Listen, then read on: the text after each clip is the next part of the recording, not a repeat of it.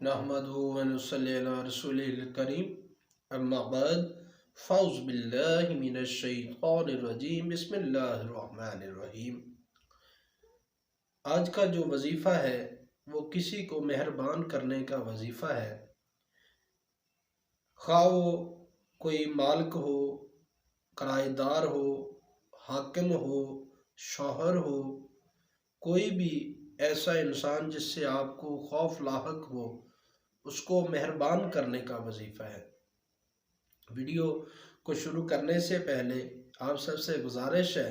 روحانی وظائف 786 کو سبسکرائب کر دیں اور بیل آئیکن کو پریس کر لیں تاکہ آنے والی تمام نئی سے نئی ویڈیو آپ تک بآسانی پہنچ سکے۔ اگر کسی کو اپنا مطیع و فرما بردار بنانا ہو، آپ کو ایک لفظ بتائے دیتا ہوں۔ آپ نے کرنا کیا ہے کہ کسی حاکم کے پاس جانے سے پہلے، اپنے شوہر کے پاس جانے سے پہلے، اپنے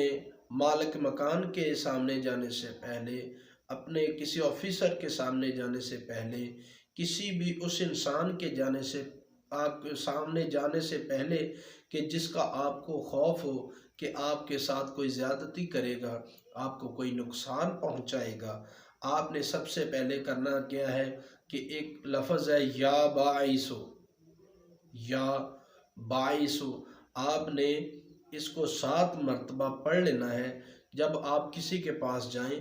اس کے پاس جاتے وقت آپ نے اس وظیفے کو، اس عمل کو، اس اسم کو آپ نے 7 مرتبہ یا باعثو پڑھ کے آپ نے جس کا آپ کے دل میں خوف ہو،